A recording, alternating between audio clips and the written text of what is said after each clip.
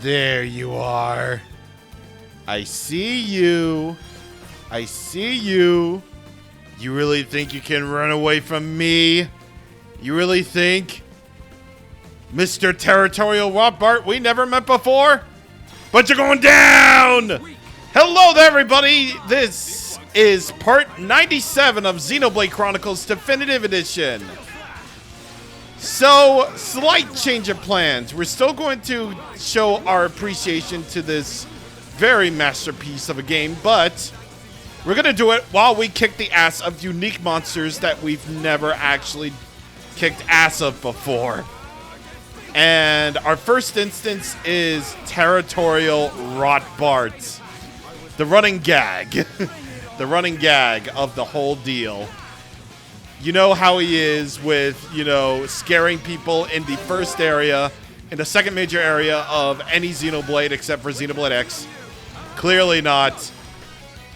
We never met him before, but we're going to kill him. For everyone. For everything. And we're going to kill him the way he wanted to. With a topple spike that barely does anything because I have spike defense.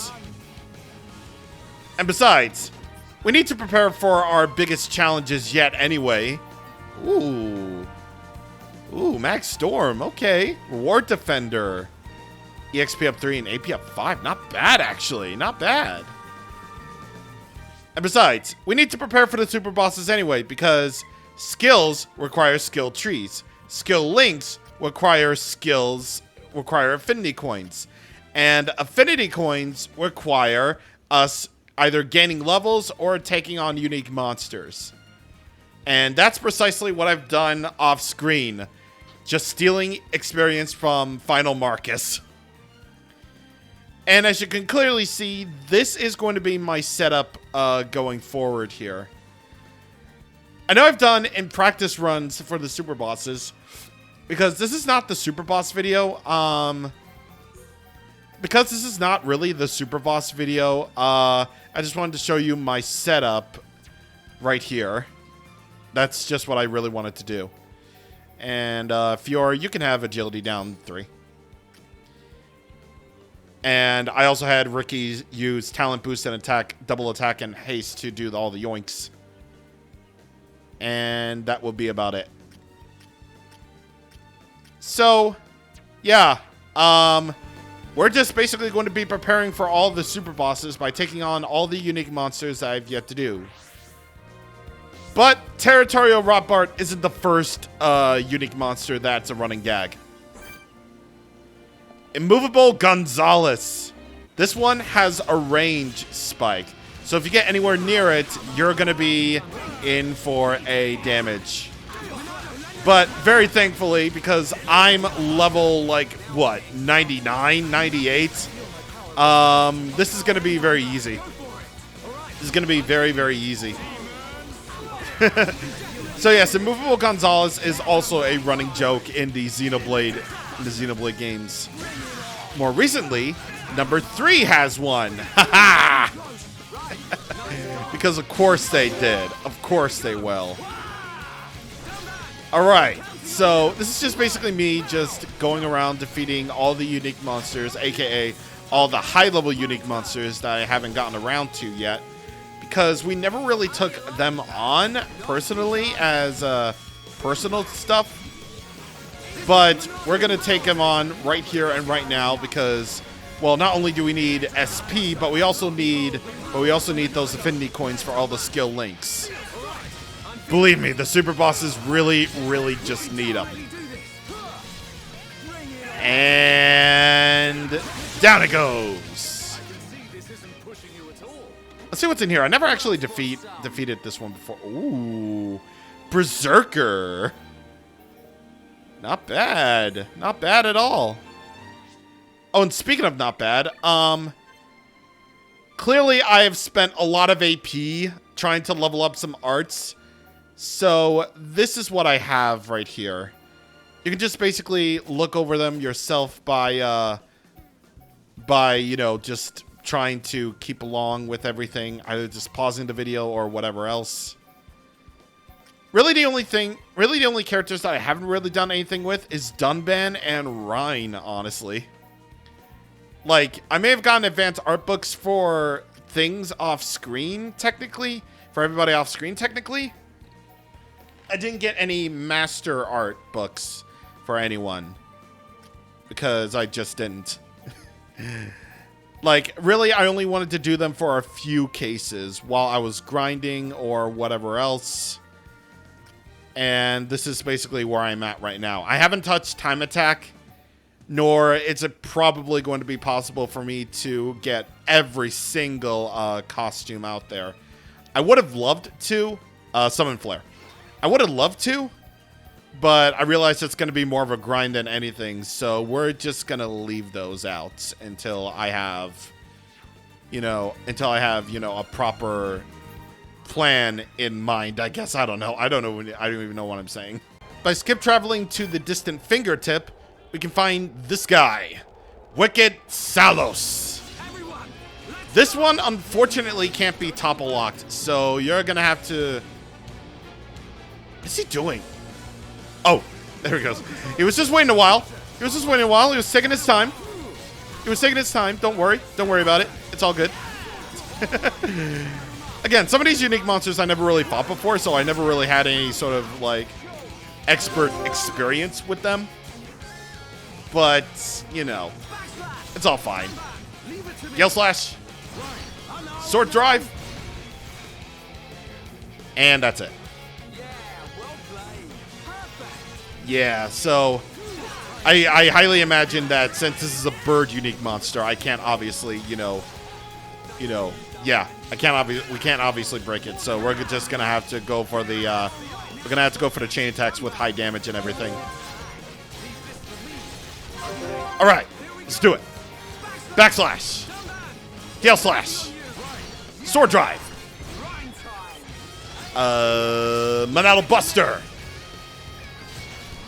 Oh, nice. Worldly Slash. And that is the end of that. All right. Let's see what we got from here. Eclipse leggings, Eclipse boots. These are all heavy equipment. And Wicked Salos does drop Terex energy eggs that you need for that one quest. So, that's good. While this one definitely isn't as much powerful as the other ones that we fought before, it's still a unique monster that I've never defeated before. Powerful Illigos. It definitely doesn't mean anything to me right now. I could have technically just beaten this thing, before we went off to Biome's Interior to fight Zanza and everything. But, we might as well just do it. Oh, it's got Awakening. Oh, jeez. I didn't mean to do Sword Drive, but whatever. Whatever. Cool. All right. Born in a world of spiders. Against the legs. Aw. I wanted to do the whole thing before we ended this, man. Come on. Okay, let's see what we got. Silver and tall fibers, obviously. Not that I need them. And, of course, the Refort Defender again. Jeez. I'm getting a lot of Lancelot equipment, which is, good. I guess my guess is that it's probably some of the best equipment out there, so... yeah, my guess is as good as mine. Oh, and by the way, it's been like a hot minute since I recorded Sword Valley, so you'll forgive me. But... can anyone tell me if I actually missed a unique monster here? Because, like, there's a unique monster that I may have missed called Kamikaze Bune. That's supposed to be right around here. And also a Galahad Fortress. I may have also missed another one called Precious Robrato, I think. So, please let me know if I did. Let's turn off the UI so that we can fully appreciate, this view of Alchemath that we have. Because we're taking a little intermission. Because I said I would talk about my appreciation for Xenoblade right here. The way that I appreciate Xenoblade Chronicles is just You've seen it throughout all the Let's Play. It was my very first ever open world game, and I just really enjoyed it. I couldn't stop playing because I had to find out what was next, but also I was excited about the prospect of, you know, seeing this story and seeing all these characters. You know, I wondered who was gonna show up next. Like, who? So this story has a lot of great characters, in my opinion. I really think that Xenoblade has some of the best characters that I've seen in an RPG. And the story is really good. So, yeah, I just find the story and characters really interesting and very well thought out. However, oh my god! I'm sorry, Shooting Stars. I really wish I had something nice to say. However, I do think there are some elements in the story that don't really jive with me. Like, okay, so I've said it once already, and I'll say it again. Why do secondary High-Entia characters have to be trash? Okay. Basically, Yumeya is a character that I don't really like at all. Like, whenever we get to Alchemoth for, like, the first time, we get to see Yumeya be all like, oh, look at that Smelia over there. Ooh, how I hate her and her mixed heritage. Ooh, I tire of your drivel, Tyrell. Like, that's what it sounds like. That's what it sounds like. Don't lie, because that's how it is. She's a villain, like, rotten to the core, man. She's a villain rotten to the core. And only throughout side content do you actually get to have some form of, like, slight redemption. And, like, I don't know. I don't know what it is. Like, it's probably, like, the way she speaks like a mustache-twirling villain when we already have so much better villains already. We already had one better villain in the form of Metalface. Like, his voice and personality was so good. Like, I just don't understand, man. Like, they make Yumeya to be, like, terrible, and she gets what she deserves in the end. She gets turned into a Telethia. She's loyal to the Bionis, and she's willing to sacrifice herself to the Bionis so that it can reawaken one day, you know? Whatever. Like, and, you know, at the very least, she told Tyrea, based on information from Yumeya's mate, she told Tyrea about the plan to revive the Bionis using the transformed High-Entia to, you know, build up the ether within the Bionis so that it can reawaken again. And she told him to just get the heck out of there. So that's some form of slight redemption, I guess. But, you know, it's only slight redemption. Lorithia, on the other hand. Okay. All right. Lorithia, I appreciate the glowed up design, but you ain't that good of a villain either. In this world where we have really great villains, you're not one of them. Your boss fight doesn't help. I appreciate your glowed up design, but what is it with you and being as generic as possible? And had it not been for Xenoblade Definitive Edition releasing, I would have said Tyrea too. So you lucky, Tyrea. You've escaped my wrath. I know I've already said this enough times, more than I can count, but the biggest sin was not giving Ricky enough time in the story. His introduction is really good, and the way he's integrated into fighting the Telethia and Magna Force was pretty good, I have to say. And he does have his moments here and there, especially on the Fallen Arm thing, where he's like talking with Dumben. He's having a heart-to-heart with him about being a big brother pawn. That was so cute. And you know what? It's that cutscene where Callian just basically dies and Melia acting all sad, and then Ricky is like, Ricky heard Millie's brother. That was so sweet. Like, why does he not have enough moments like that?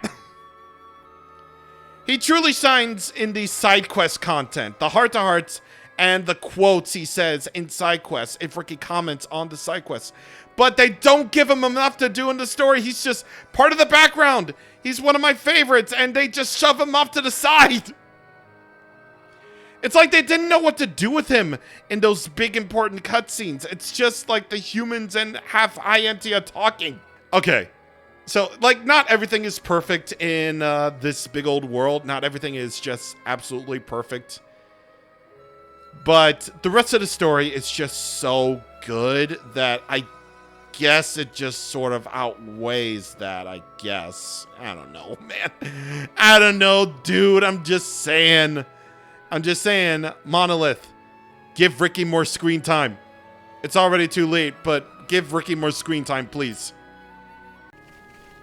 Stormy Belagon, you have served your purpose, but now it is time for you to go. So, yeah, Stormy Belagon has outlived its usefulness, and therefore it is time for it to die. Even if I do get, you know, sleep spiked. At the very least, you'll get damage over time so that's good. If you're absolutely willing to gain affinity this way, now that you're in basically the level 90 somethings, well, good for you. So, yeah, good for you. Starlight Kick, baby. Aww. Come on, man. Come on. Well, at the very least, the damage over time will kill it. Yep. Oh yeah, Stormy Belagon can inflict Art Seal, by the way. So, yeah, that's not that great at all. There you go. There you go. Now it can totally cause all the blaze damage thanks to the leveled up Summon Flare. Because, oh boy. Summon Flare Master Art is kind of insane. It's kind of nuts. It truly is. Alright. See what we got. We got Z-Attack Arms, Alcor Staff, and Sun Staff. Okay, it's not like I'll really need any of that stuff at all, ever. Again. But, you know what? I will very gladly take it. Aha! I knew you were going to show up somewhere.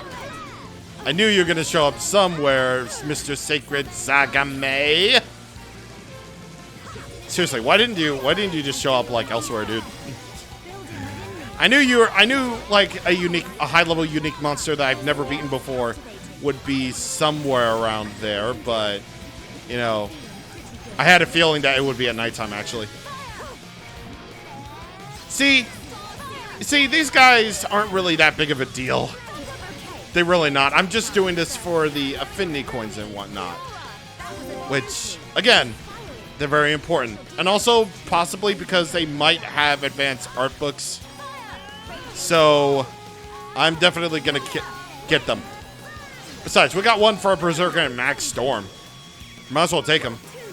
Even though we're not really going to need Max Storm. Because, again, if we're only going to be fighting Mechon, it's definitely going to be Ancient Daedala because that is a Mechon. So let us now properly do the boost. All right, there we go. Tood Jewel Shell. Electric Gust. Oh, finally! Jeez! Finally, Dumben can actually use his arts for something! Or rather, his AP for something! Oh my god. Okay. Gutbuster. Do it. Yeah. We might as well do that. Hell yeah, dude. All right, next up on our hit list is here on Central Seal Island. This is only after Mechonis Core. Deadly Deadly Kiwi. I'm gonna call you Deadly Kiwi, buddy. You know what? Once upon a time, I was scared of you. Once upon a time, there was a time when I was like, yeah, no, I don't want to do every single little thing. But now I'm doing every single little thing. And it feels good. It feels good to finally freaking do this once and for all. Pretty much just like all the big Telethia, Deadly Medi has, you know, a freaking thing. Has a freaking Delta Cannon that can cause paralysis. Attacks in a straight line, because of course it does. And damage over time is absolutely magnificent. God, the SB gains are actually kind of trash now that I think about it. Now that I really think about it, like, the SB gains are kind of trash now since we're basically, like, way too over level for everything. Like, Jesus. We could not be, well, we could not be more overpowered for any of these guys than we ever were, like, moments ago. So the next unique monster that I wanted to face is in Magna Forest, but there's actually somewhere that I don't think I've ever been before. It's down there. It's down, like, right there. I mean, obviously it leads to an ether crystal thingy. And, yeah, Dinosaurus. Nope. Like, even I took this thing on. And I'm just like, no. No, sir. Besides, they're dinosaurs. Like, how else would I have said no? Oh, here. In the exact same area that I just was. There it was. Or, yeah. In the exact same area. Oh, God. It's near where we fought the Leon Telethia. Oh, Jesus. It's got a spike. I don't think I've ever faced this thing before. Let's see how we do. I'm not sure what type of spike this thing has, but I'm not really willing to find out. It's definitely probably a you know, a deadly spike. So we're just gonna have to take care of that in a brief second. If we can topple lock this thing, that would be really cool. Should I just tempt fate and just show off the spike anyway? That's my question. Probably no, but we're gonna try this anyway. Oh, this poor thing. This poor thing. This poor thing. We never really got to see what it did. Oh, this poor thing. I am so sorry. Actually, I'm not really, but, you know, I'm still incredibly sad for you. Oh, my God. But damn, that dude didn't even have a chance. We top blocked that thing to hell. We really did. My map is off, I just realized. That's what I get for turning off the UI to just make you appreciate the world. Because we don't really need that thing anymore. We can just fully appreciate this video game for what it is. I'm wondering, is that a unique monster up there? I'm not entirely sure. But if you go over here, there's a unique, a wind ether deposit. Okay. Could be good for agility, but I'm not really into that. Because we don't have anywhere else to go. As Shulk looks over his home, Colony 9. We're not going to do that. Because I wanted to talk about a little bit about achievements. Since we've gotten, well, most of them. But we haven't actually gotten all of them. I'm not going to do every single achievement because that would take forever. What I'm going to talk about is trials, though. We did get the vast majority of trials. Well, just imagine that we got heartbreaking for seeing the worst possible heart-to-heart. Just imagine that. And complete the Affinity Chart, which that trial is called... That achievement is called Roots Across the World. Basically, it means complete the Affinity Chart. Good luck with that, because good luck remembering how to do all the mutually exclusive quests out there. Because remember, some NPCs have mutually exclusive quests, and there's no way in hell you're going to absolutely remember all of them. So, this is my personal Affinity Chart right here. No matter what, the Hyantia that are darkened are going to be all dead and or Telethia and or missing in action anyway, so that's just going to happen to them. This is just my personal Affinity Chart right here. I only went for the best routes possible, and I think it's basically just virtually impossible to do it unless you're doing it in New Game Plus, so that's a bit of a bummer right there. But as for records, we can totally do that. So, first things first that I didn't get is, please, no more! Defeat 5,000 enemies. Yeah, no, that's not gonna happen. That's definitely not gonna happen. This one is Braving the Elements. We have to defeat 100 ether-based monsters for this one. Telethia Triumph. Defeat 100 Telethia. Basically as simple as it sounds. Under Simply Smashing is smashing to pieces! That just basically means destroy 1,000 vision tags. The future is ours. Stop the future in its tracks 50 times. Down but never out. Revive party members 500 times. Is anyone actually gonna get this one? Because who knows? For this one, achieve Battlestar Affinity into infinity. AKA, that just basically means that achievement is called, yeah, we can do it. Achieve Battlestar Affinity 1,000 times. I'm actually amazed that I haven't even gotten that one yet. So, that's something. Team with a capital T. Use the chain attack 1,000 times. Again, surprised that I haven't actually gotten that one, which is strange. This one is called Phoenix. Get a game over 50 times.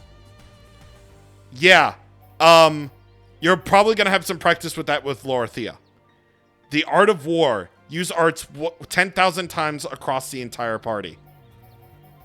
Yeah, again, good luck with that. State of the Art. Raise all of one character's arts to max level. Yeah, good luck with that one too, because we're going to need that one. Spirited Adventurer. Develop 3 of Fiora's skill branches. Again, good luck with that one. This one is Dream Team. To fully develop everyone's skill branches. Again, I'm surprised that I didn't even get that.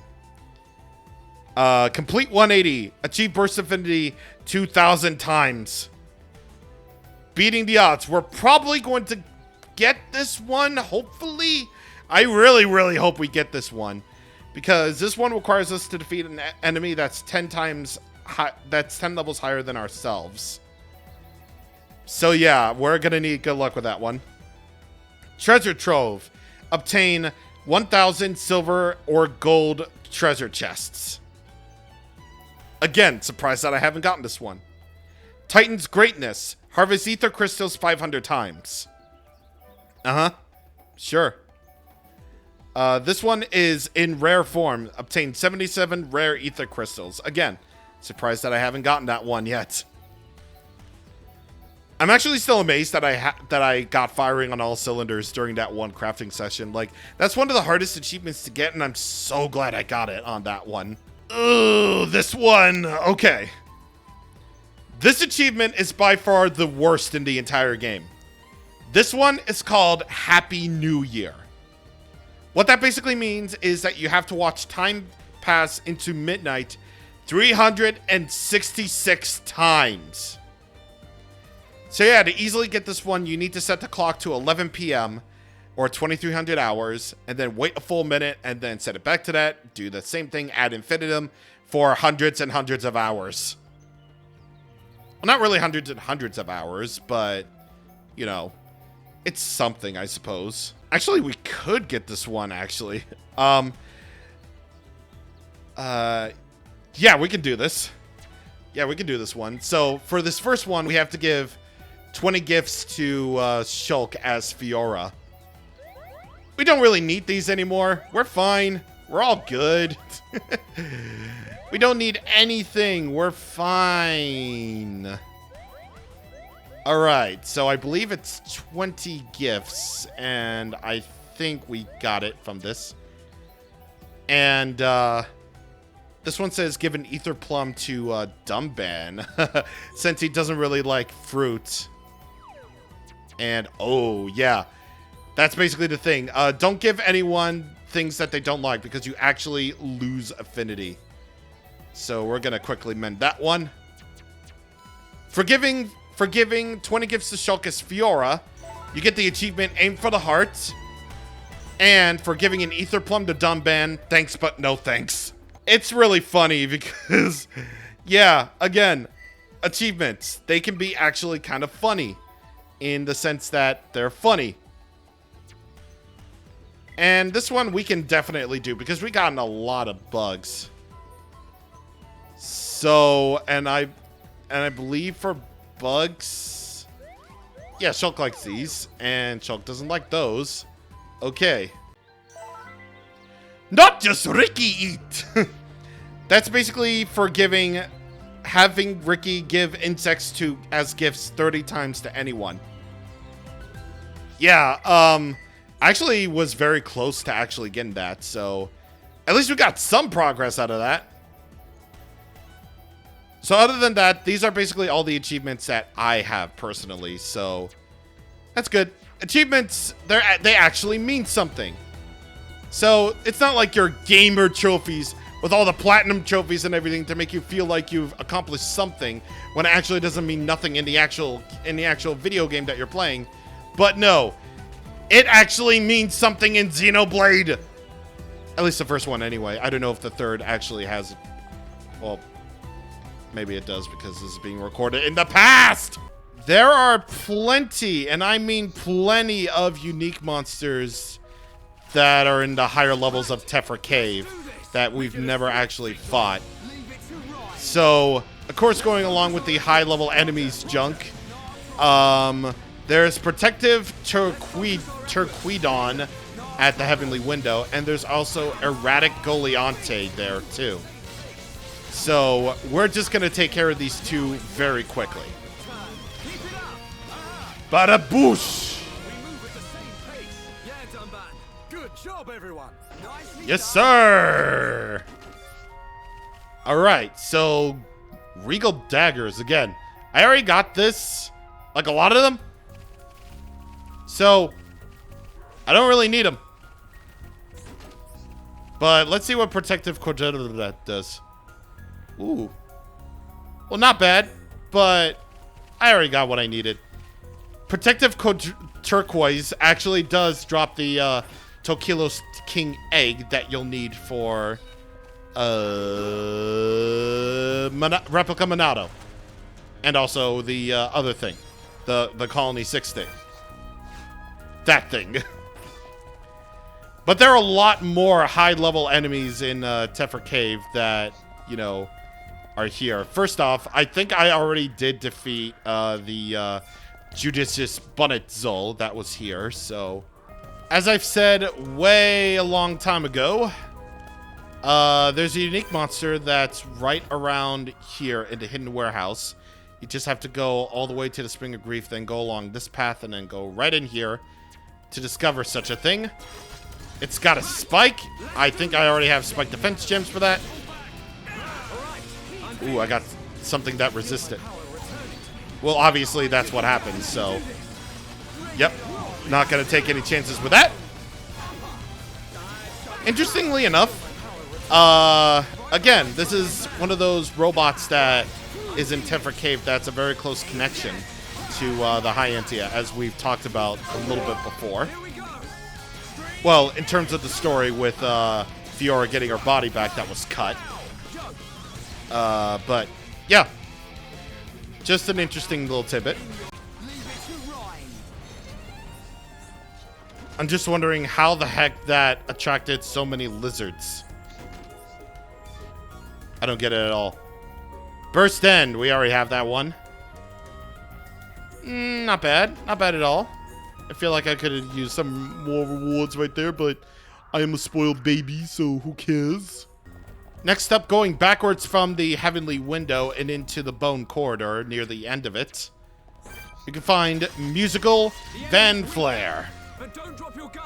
So, nothing really too special about this one, except for the sole fact that the Rowan Quad Wings can actually join the fight sometimes, if you're not careful enough. So, obviously, I wasn't careful enough, so we're just gonna have to deal with this. And I imagine this being a flying unique monster, obviously it can't be broken or toppled or whatever else.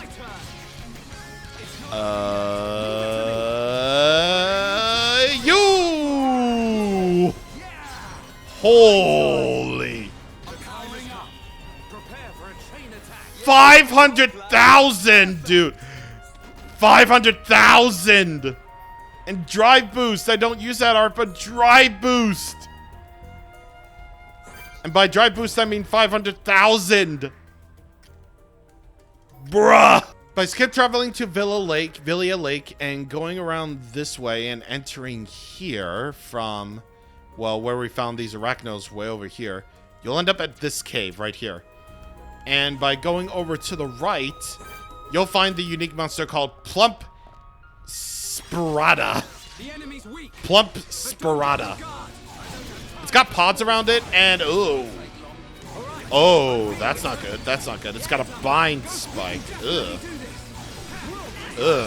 That's gross. That's gross. We're gonna have to get rid of that. Very thankfully, you're already broken. So that means you are screwed, buddy. Yep, majorly screwed. Sorry, buddy. Looks like you're gonna have to be fucked. Yeah. That's what we're talking about, and this is not what we're talking about right here. Yes. Oh my god. Oh my god. Okay. Okay. All right. Let's see. Nothing really too fabulous. Like the Infinity is cool, but nothing really too fabulous. Okay.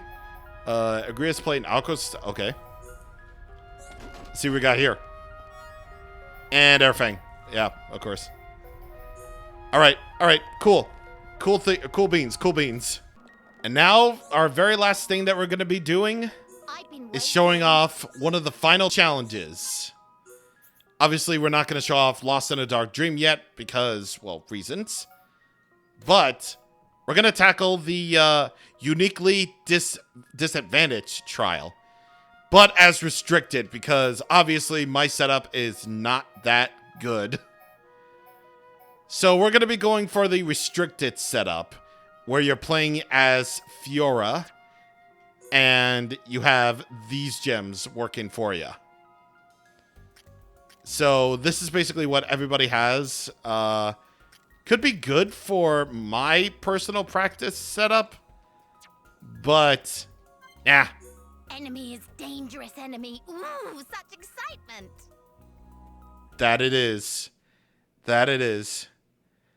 So basically in this challenge, with this one being the toughest of them all, you're going to be fighting a bunch of very high-leveled versions of unique monsters that we fought in the past, including this dude, Stellar Bugworm. Look at this guy. Look at this guy. Look at him. Look at how you grew up in there, all big and tough and whatever. Oh my god, man. So you're going to be fighting 3 waves of unique monsters.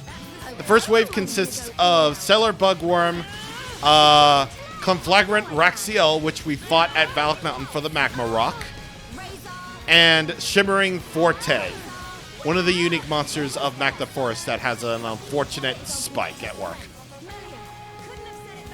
So, remember, you have battle commands, so use them. Very thankfully, you do have spike defense gems with Fiora, so thank God for that. The next wave is level 105 versions of Territorial Rotbart and Immovable Gonzalez.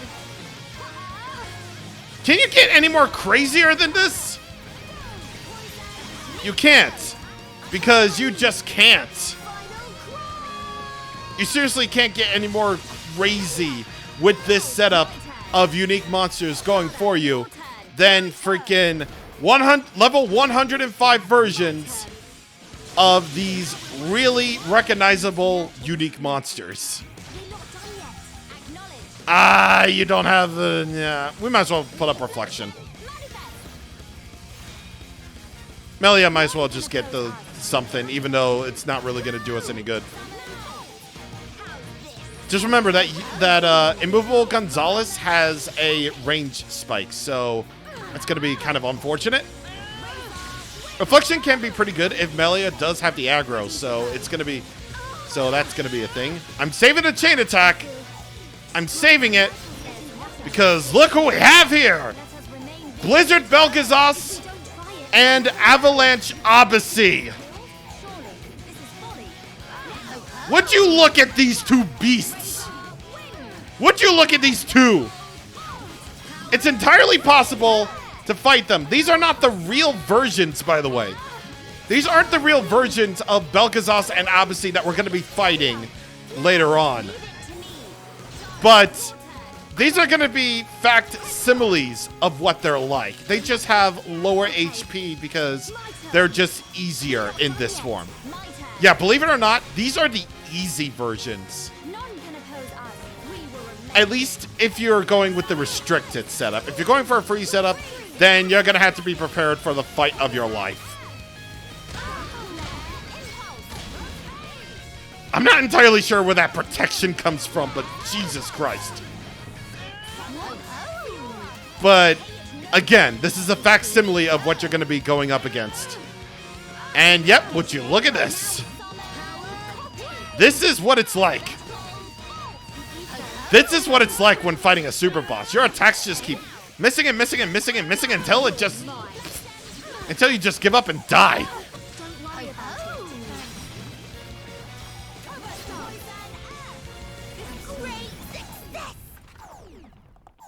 How I was able to beat this?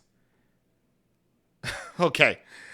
Okay, to be fair, these are technically easier versions of those super bosses right there, but how I was able to get an A rank for that, I have absolutely no idea. But you do get the Frontier set for Melia as alternate costumes. So that is very, very good. I mean, you can't even imagine that, ooh, you get Resort Set too. Okay. All right. Pretty cool. I'm probably not going to be going for, like, every single costume that's out there. Like, don't get me wrong. The prospect of unlocking these costumes, at least some of these costumes, throughout my personal playthrough was pretty cool. But, like, I don't think it's worth me going after every single one of them. Including, like, getting, like, all the weapons. Like, at the very least, I've gotten every single weapon appearance for everybody. So that was pretty good. Well, except for Melia. Yep, another reason why her life stinks. Actually, Machina Rod 1. I could probably get that at the Fallen Arm, actually, maybe. I could. Give me one moment. I didn't get nothing whatsoever, but I did end up getting a few more costumes for Fiora at least. I mean, at least I did get some for Fiora. Mainly Ether Cowling 2, Speed Cowling 3, Power Cowling 3, and so on. And, you know, even though I'm not really getting, like, every single, like, costume out there, the ones I have are pretty cool for fashion gear, so mix and match your favorite ones. You never know if you're going to get something cool and good and interesting. And with that all said, I believe that will do it. Because we've gotten lots stronger with getting all the affinity coins that we could possibly need. Obviously not everybody's skill branches have been unlocked, but we might as well make do with what we have. You know, we've beaten a lot of unique monsters. I talked about some things that I didn't really like in the story, wish I would change. We bought some more. We fought some more. We got our achievements that are missing out of the way. I feel like we did very good for ourselves. But obviously, it's not over yet because we still have one more thing to go unless I decide to make another video about the base game discussing all the, you know, alternative heart-to-heart routes, which I might make in the future, but, you know, not right now. It's not on my priority list. Next time on Xenoblade Chronicles Definitive Edition, it's our last challenge. We take on the 5 most powerful enemies in this world. See you guys on the next time. Thank you for watching, and goodbye.